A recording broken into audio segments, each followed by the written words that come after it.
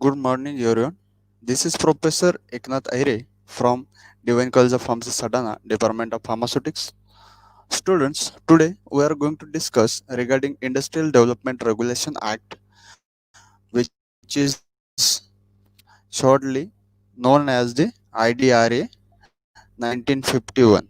Okay, so आज आपण industrial development regulation act त्या ठिकाणी बघणार आहेत किंवा डिस्कस करणार आहेत. ओके, तर इंडस्ट्रियल डेव्हलपमेंट रेग्युलेशन ऍक्ट ची गरज काय किंवा का आपल्याला स्टडी करायचे त्याच्याबद्दल आपण थोडंसं इंट्रोडक्शन आपण बघू.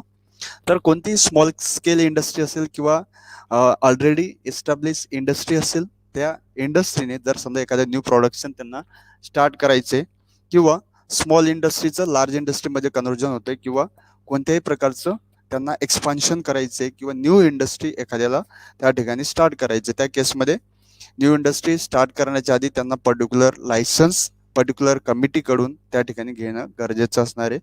आणि ते जे काही इंडस्ट्री मग ते स्टार्ट होण्यापासून झालं किंवा एखादा प्रॉडक्ट त्यांनी प्रोड्यूस करण्यापर्यंत, त्याच्यानंतर त्या प्रॉडक्टचं मार्केटिंग असेल, त्या प्रॉडक्टचं त्याच्यानंतर मार्केटमध्ये लॉन्चिंग असेल, ती सर्व प्रोसेस ऑब्झर्व करण्याची किंवा त्या प्रोसेसला कोणीतरी त्या ठिकाणी रेग्युलेट करण्यासाठी या ठिकाणी इंडस्ट्रियल डेव्हलपमेंट रेग्युलेशन ऍक्ट त्या ठिकाणी इंट्रोड्यूस करण्यात आला, जो की 1951 मध्ये त्या ठिकाणी पास करण्यात आला. Okay, so let's see one by one.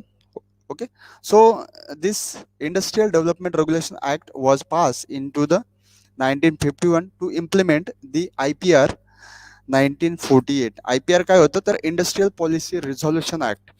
तर इंडस्ट्रियल पॉलिसी रिझॉल्युशन ऍक्टला त्या ठिकाणी इम्प्लिमेंट करण्यासाठी हा इंडस्ट्रियल डेव्हलपमेंट रेग्युलेशन ऍक्ट 1951 मध्ये त्या ठिकाणी लागू करण्यात आला.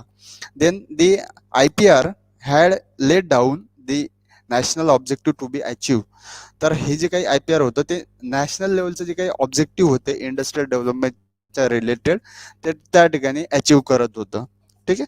Then for this purpose the government must have the power to direct regulate and control industrial investment, location, expansion, management and growth. तर याच्यामुळे काय झालं की गव्हर्नमेंटला डायरेक्टली त्या ठिकाणी इंडस्ट्रीच्या रिलेटेड जे काही होते रेग्युलेशन होते त्या इंडस्ट्रीला डायरेक्ट करता आलं, रेग्युलेट करता आलं, त्याच्यानंतर त्याला कंट्रोल करता येऊ लागलं, इन्व्हेस्टमेंटला इन शॉर्ट त्यांना कंट्रोल करता येऊ लागलं. त्याच्यानंतर इंडस्ट्रीचं लोकेशन, एक्सपान्शन, जर समजा इंडस्ट्री ते वाढवत असतील तर त्याचं एक्सपान्शन ते रेग्युलेट करता येऊ लागलं. त्याच्यानंतर त्याचं मॅनेजमेंट झालं, ग्रोथ झाली, हे सर्वांवर गव्हर्नमेंटचा डायरेक्टली कंट्रोल त्या ठिकाणी आला. Okay, then this act empowered to the government. आता हे ऍक्ट थ्रू गव्हर्नमेंटला काय काय पॉवर त्या ठिकाणी भेटल्या तर to make rules for registration of existing industries. जर ऑलरेडी एक्झिस्टिंग इंडस्ट्री होत्या त्या इंडस्ट्रीचं तिथं कंपल्सरी रजिस्ट्रेशन करण्यात आलं. म्हणजे गव्हर्नमेंटकडे तो प्रॉपर डेटा असेल की कोणत्या प्रॉडक्टच्या किंवा कोणत्या रिलेटेड कोणत्या कंपनीज आहेत त्या ठिकाणी अवेलेबल इन अवर कंट्री, त्याचा प्रॉपर एक डेटा सेटअप त्या ठिकाणी गव्हर्नमेंटकडे अवेलेबल झाला या act through. Then license to all new undertakings. तर जे काही न्यू इंडस्ट्रीज होती त्या ऑल इंडस्ट्रीजना त्या ठिकाणी लायसन्स प्रोव्हाइड करण्यात आला. Then rules for the regulating production and the development of industries in the schedule. तर जे काही न्यू रूल्स होते किंवा रेग्युलेशन्स होते related of the production and development of industries त्या ठिकाणी इन्क्लूड करण्यात आलं किंवा इम्प्लिमेंट करण्यात आलं. Then the consultation with state governments on this matter. आणि ते स्टेट गव्हर्नमेंटला पण त्या ठिकाणी कन्सल्ट करू लागेल ह्या मॅटरमध्ये. Then act provided for the constitution of a central advisory council and the development council. तर या सेंट्रल ऍडवायझरी कौन्सिल होती आणि त्याच्यानंतर डेव्हलपमेंट कौन्सिल त्या ठिकाणी, दोघं कौन्सिल त्या ठिकाणी या दोघं कौन्सिलला ते अधिकार आले की तुम्ही या ठिकाणी जे काही इंडस्ट्रियल डेव्हलपमेंट रेग्युलेशन आहे त्या रेग्युलेशन किंवा इंडस्ट्रीच्या रिलेटेडचं रेग्युलेशन ह्या त्या ठिकाणी जर किंवा करायचे.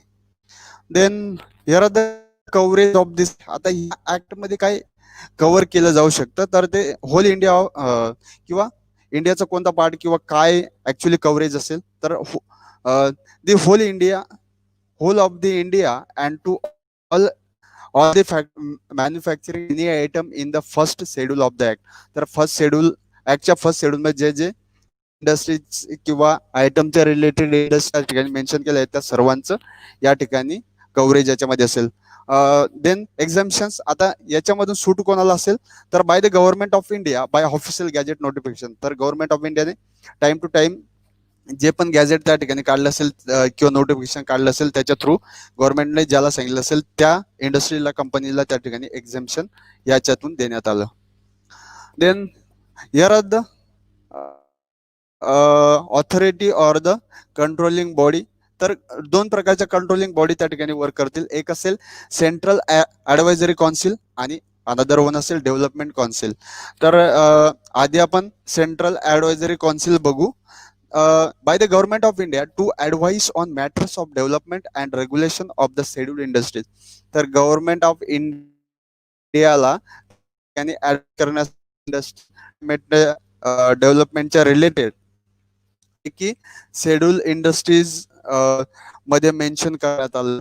त्या केसमध्ये किंवा त्यामध्ये जे काही सेंट्रल ऍडवायझरी काउन्सिल असेल काउन्सिल त्यांनी त्यांना हेल्प करेल. Then the chairman and all members to be appointed government of India. Chairman members हे government of India ला त्या ठिकाणी अपॉइंट कर. मॅक्सिको टू 30. तर